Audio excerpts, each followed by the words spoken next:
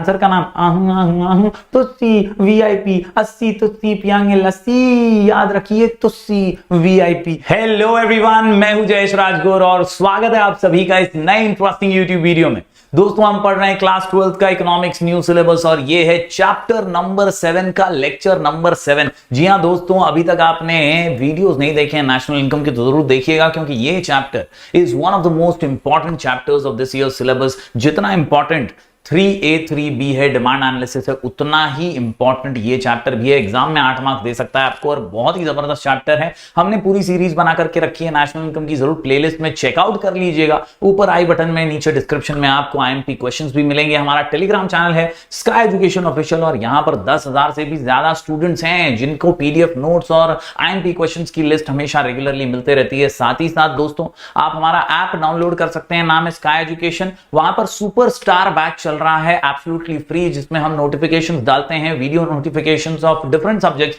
तो जरूर आप अपना प्यार वहां पर भी बरकरार रखिए, सारी चीजें एब्सोल्युटली फ्री आप ही के लिए हैं। आज का वीडियो क्या है, तो आज के वीडियो में हम जानने वाले हैं about theoretical difficulties in measurement of national income. हम नेशनल इनकम के बारे में कई बातें जान तो गए हैं, लेकिन जब नेशनल इनकम कैलकुलेट करना होता है, जब हमें जानना होता है कि देश की आमदनी वाकई में कितनी है, तब कई मुश्किलातों का सामना हमें करना पड़ता है। आज उन्हीं में से थियोरेटिकल यानी कॉन्सेप्ट बेस्ड जो डिफिकल्टीज हैं उनको आज हम समझने वाले हैं। तो अगर आप इस चैनल पर नए हैं तो जरूर से सब्सक्राइब कीजिए, बेल आइकन दबाइए, क्योंकि यहां आपको लगातार ऐसे ही इंफॉर्मेटिव वीडियोस मिलते रहेंगे। चलिए आज के इस वीडियो को शुरू करते हैं। तो दोस्तों जब बात करते हैं नेशनल इनकम की, तो याद रखिए modern economy is a money economy. जी हां, सारी चीजें मॉनिटरी वे में एक्सप्रेस की जाती हैं और इसीलिए दोस्तों याद रखिए it is a money economy. और नेशनल इनकम जो है देश का, वो भी एक्सप्रेस किया जाता है मनी में ही। हम कभी ये नहीं कहते कि हमारी इनकम इतने लीटर है, उतने लीटर है, इतनी किलो है, उतनी किलो है, इतने डजन है। हम कहते हैं कि it is $1 million economy, it is $1 trillion economy, या हम कहते हैं ये करोड़ों अरबों रुपए का व्यापार है। हम रुपीज में या डॉलर्स में या किसी भी मॉनिटरी टर्म्स में ही नेशनल इनकम को एक्सप्रेस करते हैं। क्यों? क्योंकि in real terms my dear students, national income is the flow of goods and services produced in an economy during a year. एक साल में कितना गुड्स और सर्विसेज, एक साल में कितना गुड्स और सर्विसेज, एक साल में कितना गुड्स एंड सर्विसेज आपने देश में प्रोड्यूस किया है, उसी से आपकी आमदनी जो है वो तय हो जाती है। उम्मीद करता हूं दोस्तों आपको ये कॉन्सेप्ट एकदम क्लियर हो गया होगा। नेशनल इनकम का ये इंट्रोडक्शन, ये ब्रीफ हमेशा याद रखिएगा। आज दोस्तों हम मेथड्स के जो मेजरमेंट है उसकी डिफिकल्टीज को समझने वाले हैं कि यार नेशनल इनकम के 3 मेथड्स तो अपने को पता है, हमको पता है आउटपुट मेथड, हमको पता है इनकम, हमको पता है एक्सपेंडिचर, हमने पिछले 3 वीडियोस में यही पढ़ा है। लेकिन इन मेथड्स को फॉलो करते वक्त जब कुछ मुश्किलें सामने आती हैं, तो वो मुश्किलें कौन सी और क्या किया जाता है उनका, वो आज का हमारा क्वेश्चन है। We learn about these methods last time.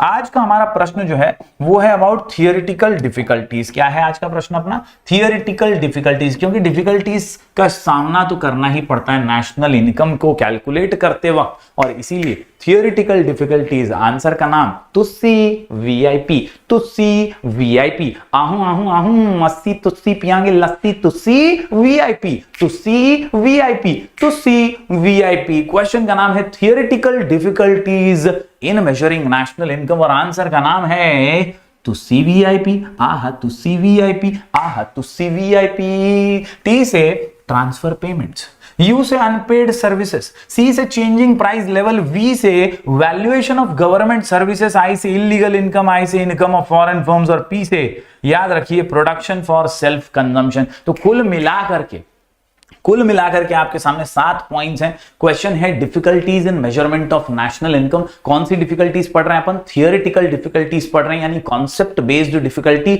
जो कॉन्सेप्ट है उसी में आपको मुश्किलें आ जाती हैं और फिर वो ग्राउंड पर भी दिखाई देती हैं। कहीं ना कहीं नेशनल इनकम कैलकुलेट करते वक्त ये मुसीबतें सामने आती हैं। आंसर का नाम तुस्सी वीआईपी, तुस्सी वीआईपी। चलिए हर पॉइंट को बारीकी से समझ लेते हैं। जी हां दोस्तों, हर पॉइंट की बात जब करते हैं तो आपको समझना है सबसे पहला पॉइंट जो निकल करके आता है वो है अबाउट ट्रांसफर ऑफ पेमेंट।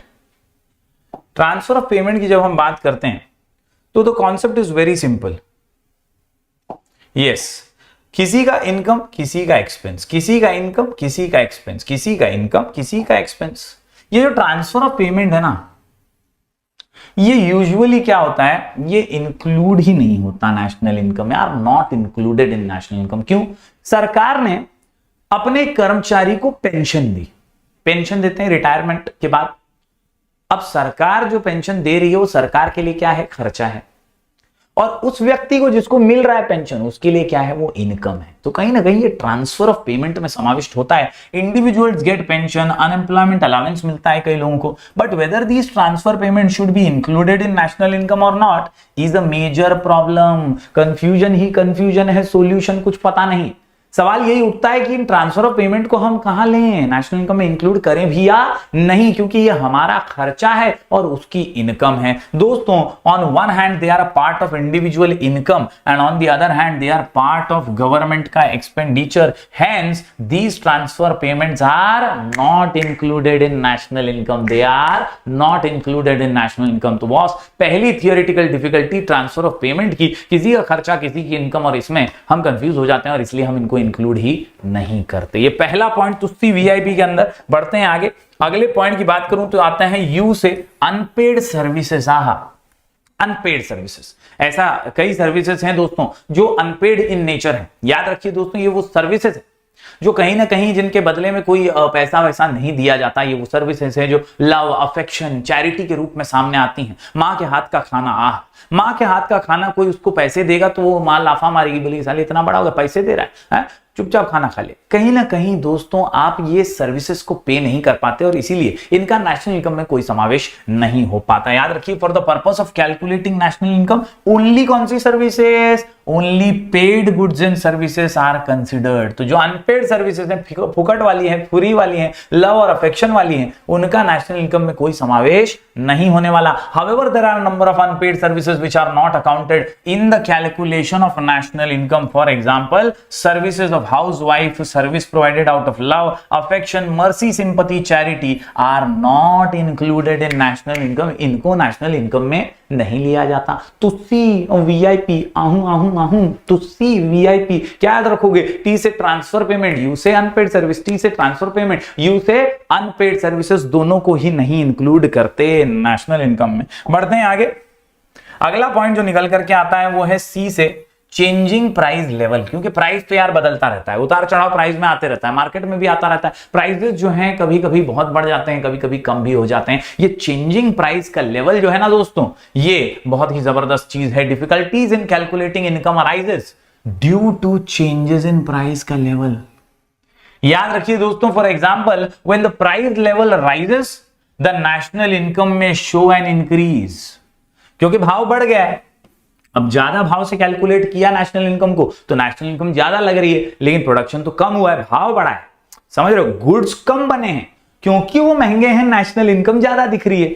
अब दूसरा भी केस हो सकता है, इवन दो द प्रोडक्शन में भी डिक्रीज्ड। याद रखिए, दूसरा केस क्या हो सकता है, when the price level falls, जब चीजें सस्ती हो गई तो नेशनल इनकम डिक्रीज हो जाएगी। क्यों? क्योंकि यार प्रोडक्शन बहुत हुआ है मगर वो सस्ती हैं चीजें, इसलिए नेशनल इनकम कम दिख रहा है ना। तो ये वाइज वर्सा हो सकता है, प्राइजेस के लेवल की वजह से भी नेशनल इनकम कैलकुलेट करने में डिफिकल्टी सामने आती है। ज्यादा प्राइस होने पर नेशनल इनकम हो सकता है शो हमें कम दिखाई दे क्योंकि प्रोडक्शन कम हुआ है, और दूसरी तरफ कम प्राइस होने पर हमें ये दिखाई दे कि यार नेशनल इनकम में भी इंक्रीज क्योंकि प्रोडक्शन ज्यादा हुआ है। तो उम्मीद करता हूं दोस्तों आपको ये एक और पॉइंट समझा होगा कि चेंजिंग प्राइस का लेवल जो है ना, ये भी नेशनल इनकम की एक डिफिकल्टी है, थियोरेटिकल डिफिकल्टी। तो सी वीआईपी में सी से चेंजिंग प्राइस लेवल। बात करें अगर अगले पॉइंट की, तो वीआईपी का वी है वैल्यूएशन ऑफ गवर्नमेंट सर्विस, सरकारी सर्विसेज। सरकारी सर्विसेज तो बहुत सारी होती हैं, एडमिनिस्ट्रेशन की सर्विस है, आप राशन कार्ड के ऑफिस चले गए, वहां पे कुछ आपको सर्विस मिल रही है, या आप आधार कार्ड बनवाने के लिए सरकारी सेंटर पर गए, वहां कुछ आपको सर्विस मिल रही है। ये जो गवर्नमेंट सर्विस है, जैसे रेलवे की सर्विस आपको मिलती है, टिकट वगैरह आपको रिजर्वेशन मिलता है, ये सारी पब्लिक सर्विसेज, पब्लिक बोले तो गवर्नमेंट सर्विसेज। तो ये जो गवर्नमेंट सर्विसेज है, इनका एक्चुअल जो कॉस्ट है, इनका जो एक्चुअल प्राइस है, वो कभी पता नहीं चल पाता क्योंकि मार्केट वैल्यू नहीं पता चल पाती। Government provides a number of public services such as law and order, defence, public administration, education, health service etcetera. Hospital भी है, सरकारी स्कूल भी है, यहां पर सुविधाएं जो है सरकार देती है। The calculation of these services at market price is difficult. मुश्किल है इनका कैलकुलेशन करना, as the real value of these services is not known. पता नहीं है कि इनका एक्चुअल वैल्यू क्या है। इनका एक्चुअल वैल्यू नहीं पता होने की वजह से दोस्तों कहीं ना कहीं प्रॉब्लम फेस करना पड़ता है और हमें नहीं समझ आता कि इसे कैलकुलेट कैसे करें। Therefore it is difficult to calculate national income. तो क्या क्या याद रखोगे? तुस्सी, वीआईपी, तुस्सी, VIP, transfer of payment, U से अनपेड सर्विसेज, सी से चेंजिंग प्राइस लेवल और वी से वैल्यूएशन ऑफ गवर्नमेंट सर्विसेज। बढ़ते हैं आगे।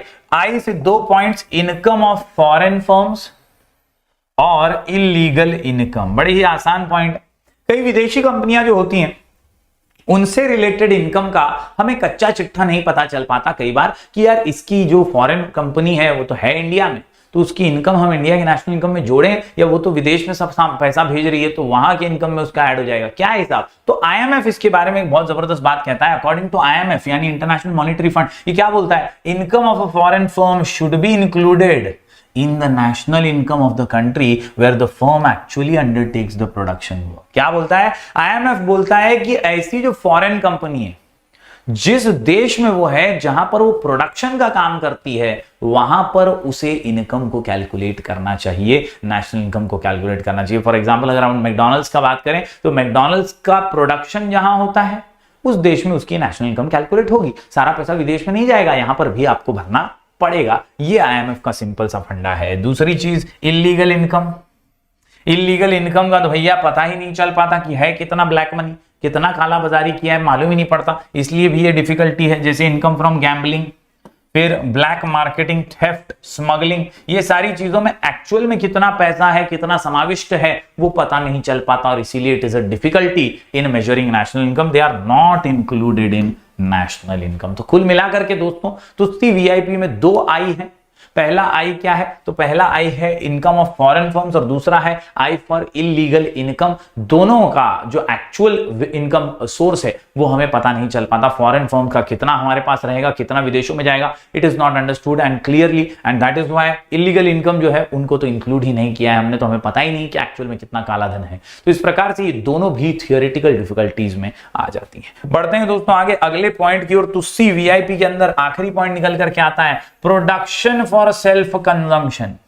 कई बार किसान खेती करता है, खुद के लिए भी प्रोड्यूस कर लेता है, घर वालों को खिलाने के लिए भी प्रोड्यूस कर लेता है। कई बार प्रोडक्शन सेल्फ कंजम्पशन के लिए जब होता है और सेल्फ कंजम्पशन जब किया जाता है तो we don't know the actual market value, क्योंकि वो गुड्स जो सेल्फ कंजम्पशन में यूज हो गए वो मार्केट में पहुंचे ही नहीं। मार्केट में पहुंचते तो उनकी वैल्यू पता चलती, अब वो मार्केट पहुंचे नहीं, सीधा घर के किचन में आ गए, वहां पे कंज्यूम हो गया सेल्फ कंजम्पशन, तो ऐसे में उसकी एक्चुअल वैल्यू पता नहीं चलती। The products kept for self consumption by the farmers and other allied producers do not enter the market, market में आए ही नहीं, hence it is not accounted in the national income, hence it is not accounted in national income. तो क्या पढ़ा हमने पढ़ा theoretical difficulties in measuring national income. Theoretical difficulties in measuring national income, answer का नाम तुस्सी वीआईपी, अस्सी तुस्सी पियांगे लस्सी, याद रखिए तुस्सी वीआईपी। क्या याद रखोगे? तुस्सी वीआईपी। जी हां, तुस्सी वीआईपी के अंदर टी से ट्रांसफर पेमेंट, यू से अनपेड सर्विस, सी से चेंजिंग प्राइस लेवल, वी से वैल्यूएशन ऑफ गवर्नमेंट सर्विस, आई से 2 पॉइंट्स हैं illegal income, income of foreign firms और पी से प्रोडक्शन फॉर सेल्फ कंजम्पशन। उम्मीद करता हूं दोस्तों आपको पूरा का पूरा तुस्सी वीआईपी जो है वो समझ में आ गया होगा। जरूर लिख करके प्रैक्टिस कीजिएगा और कॉन्सेप्चुअल क्लैरिटी के साथ पढ़िएगा। हम ऐसी ही वीडियोस लगातार आपके लिए लेकर आते रहेंगे। मिलेंगे फिर एक बार कुछ और नए वीडियोस के साथ, तब तक के लिए do like, share and subscribe.